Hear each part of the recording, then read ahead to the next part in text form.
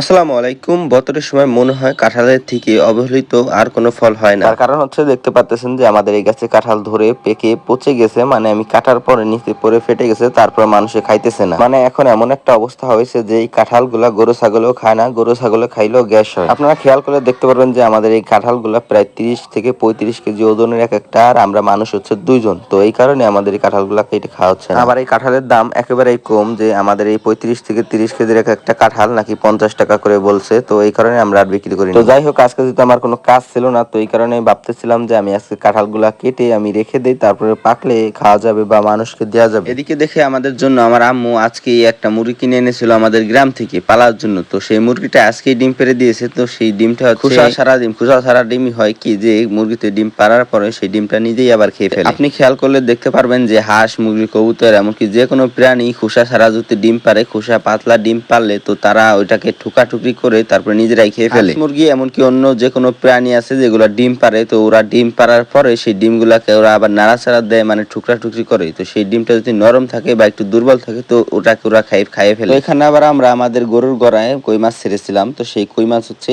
এই গড়া থেকে ওই গড়ায় লাফালাফি করতেছিল। তারপরে দেখি যে একটা কই মাছ মারা গেছে। তো তারপরে আমরা এটাকে খাবার দিয়ে দিয়েছিলাম। অল্প কিছুদিন হইলো যে এখানে কই মাছ পালতেছি, তো কই মাছ এত পরিমাণে শিকারী হয়ে গেছে যে এদেরকে খাবার দেওয়ার সাথে এরা চলে আসে, এরা আমাদেরকে কোনোই ভয় পাইতেছে না। আমরা বাজার থেকে 2 কেজি কই মাছ এনে ছেড়েছিলাম। তো ওইখান থেকে 2-3টা কই মাছ মারা গিয়েছে। তো মারা যাওয়ার কারণ হচ্ছে আপনারা জানেন যে হাটে যখন এই কই মাছগুলা নদী থেকে ধরা হয়, জালের ঘর্ষণে ওদের শরীরে অনেক ক্ষত হয়। ওই ক্ষত থেকে ইনফেকশন করে, তারপর এখানে পচন ধরে বা এখানে ঘা হয়। তো ওই ঘার কারণেই মাছগুলা মারা যায়। তো 2-3টা মাছ পড়ার পরে আমরা যেগুলা মাছের গায়ে ঘা ছিল হালকা হালকা, সেইগুলাকে আমরা খেয়ে ফেলেছিলাম। আর এখানে যে জায়গাটা দেখতে পাচ্তেছেন এই ঠিক করা হয়েছে, এখানে আমরা হাঁস এনে উঠাবো, এইগুলো আমরা আস্তে আস্তে ঠিক করতেছি এটা। আর এই যে হচ্ছে আমার চায়না জাল, এখানে পুরো গোয়ালের অবস্থাই খারাপ, তো আমাদের একটু গুছাইতে হবে। আর এই যে হচ্ছে আমার বাসার ভিউ, মানে আমার গোয়াল ঘরের সামনে। আর আজকের ভিডিও পর্যন্ত কি দেখা হবে পরবর্তী একটা ভিডিও।